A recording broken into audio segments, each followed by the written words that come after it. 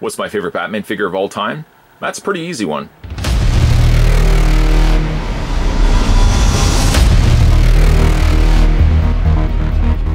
Yeah, that's because the answer to that would be the DC Direct Superman Batman Series 6 Enemies Among Us. This is the Cape Crusader Batman.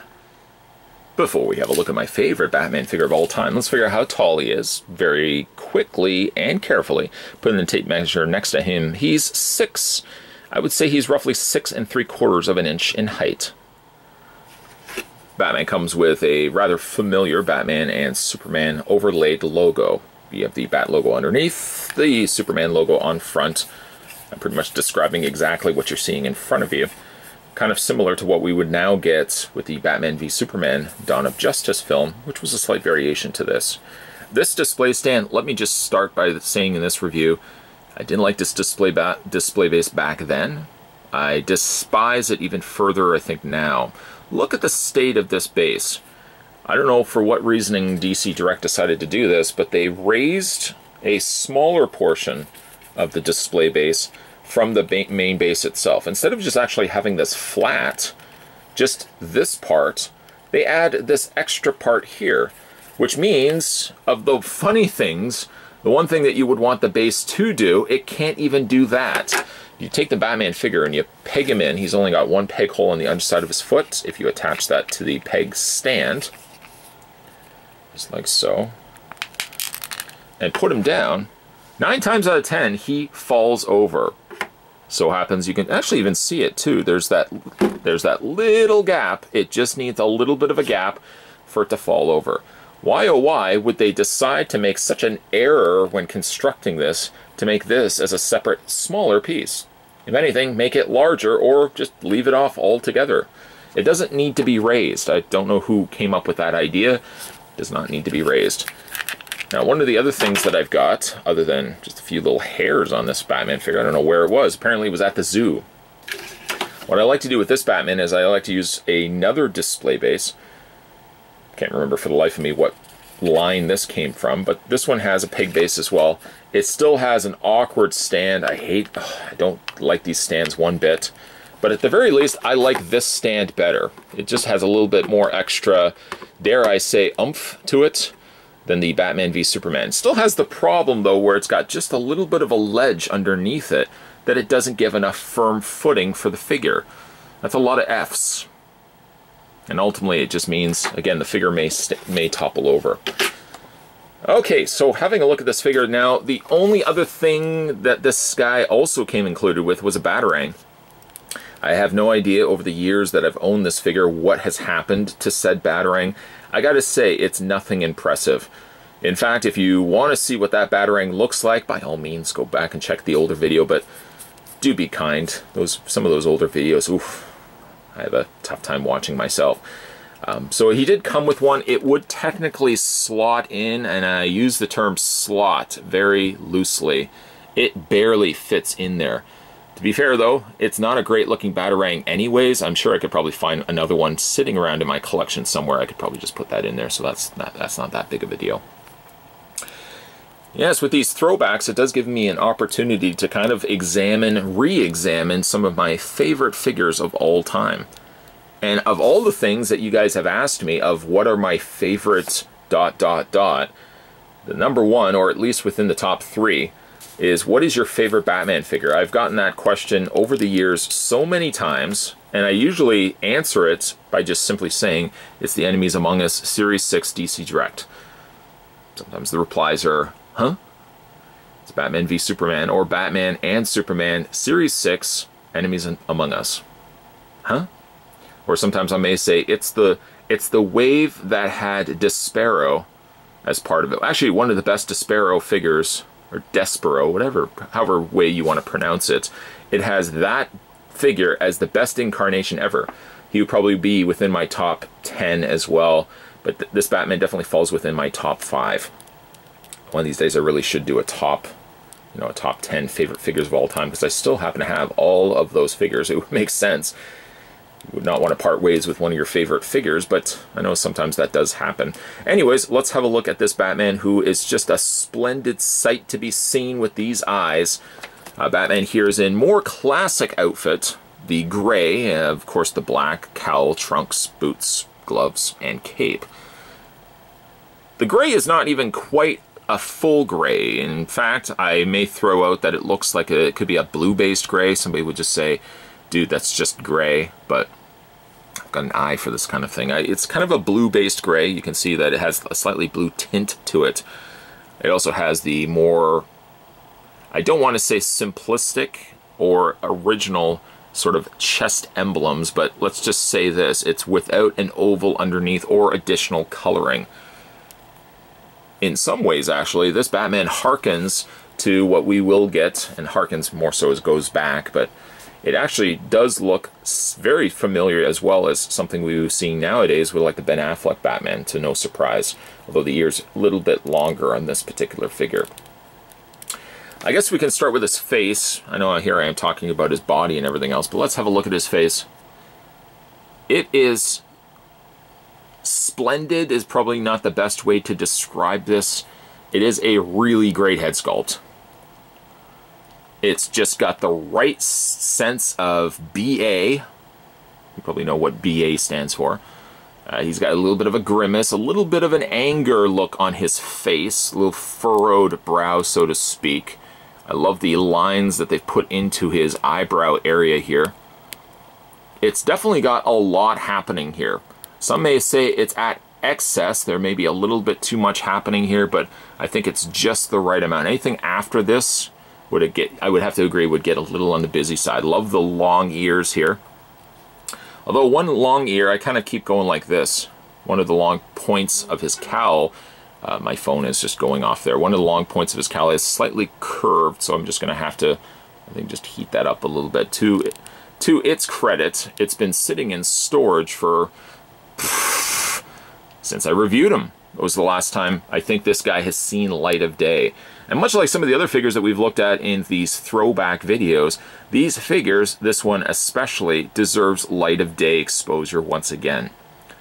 So again, like the face, I like the ears. The head sculpt is really exceptionally done well. Some additional lines. This guy has a lot of lines happening, especially when you get down to his cape, which would be a debatable topic as to whether that is an ideal cape or not. Let's talk about that right now. It's a very draping, kind of soggy looking cape. It looks like it got wet, and it just has this sense of droopiness to it. I suppose it could be the one thing I'm not overly crazy about. As you can see, it does wrap its way around almost as if it is real bat wings. It's got like a real natural bat wing look to it. It does drape on the floor, so you will have a little bit of extra hanging on, touching onto the floor section itself, especially these little points here. This part doesn't bother me. I like this aspect of it. I even like how it kind of wraps its way in, and it does have almost like the spinal, like skeletal structure of an actual bat wing. How it just kind of, almost you can see the fingers running through the areas, that the veins almost, if you will, of the cape itself. I like this part. This part jetting out, not so much. Now, I probably could heat this as to line this up sort of with this side, but I think this cape, this side has always been like this, just sort of jetting out like this. But it does definitely have a lot of texturing. I would say it's probably the Batman cape that has the most texturing of all the capes that have been released to a figure. It is a light, slightly softer, almost rubber-like material. It is probably closer to being a rubber than it is a plastic. Luckily, it doesn't exhibit the old, kind of the old figure smells that some of these DC collectible figures had at one point. I don't think this guy was overly smelly. No, even like the cape is not. I had to take the time just smell that. It doesn't have a real strong scent to it. I know it's funny because when you get some of the figures out open back in the day, whew, you immediately get that waft of scent going up your nostril area. But like I said, going back to the rest of his body, the rest of his body is a very traditional gray and black. The utility belt has some additional kind of paint added to it. I'm sure it's intentional that they've given a sheen to the front buckle and then kept the rest of the pockets very, very matte. However, they've added some wash on top of that just to kind of bring out some of those little creases of the pocket area. I like the coloring of the utility belt too. It's not quite yellow, it's not quite beige, it's kind of this kind of happy honey beige color. Look at you getting all descriptive with words and colors and all that stuff. And then we get all the way down to his boots. Very muscular looking Batman too, but not overly muscular that it looks absolutely ridiculous. This guy balances a fine line of being overly ridiculous as a Batman figure, especially when you get to like the cape aspect of it, and a really good looking Batman figure. And I kind of lean towards it being a really good Batman figure. Again, one of my all-time favorites. The thing about this figure though, he is limited on posability, but surprisingly not as much as even I thought. I thought for some reason the figure originally only had swivel in the arms. That not be the case. His articulation is, his head rotates all the way around, hinges up and down considerably actually, and you can rock it back and forth. Shoulders hinge outward, which is, again, the one part I didn't think he had, but I'm so pleasant to find now getting this guy back out of packaging, or back out of the storage, that the guy does have necessary and sufficient levels of articulation. He's got a bend at the elbow happening there, nothing in the arm. This is kind of where it gets a little on the more side. His leg only goes forward and back, bend at the knee, and that's really it. In fact, that is it. Not gonna sell it any more than what it is. That's really it for his posability. But again, I think he has it everywhere that he would need to have it. Gosh darn it, I love you, Batman. Series 6, this DC Direct Series 6, if I can get him to stand. Display stand would be handy. Oh, right, yeah. Yeah, and he also comes a really pretty crappy display base. Even though I don't like the base, I think the base just needs a lot of work. I never really liked this logo either. Just even on the comics themselves, I never really liked that logo, but I love this Batman. I think this Batman has sat in a tote in storage since April 2012 when I first had a look at him on this channel 6 years ago, and a lot has changed in 6 years' time.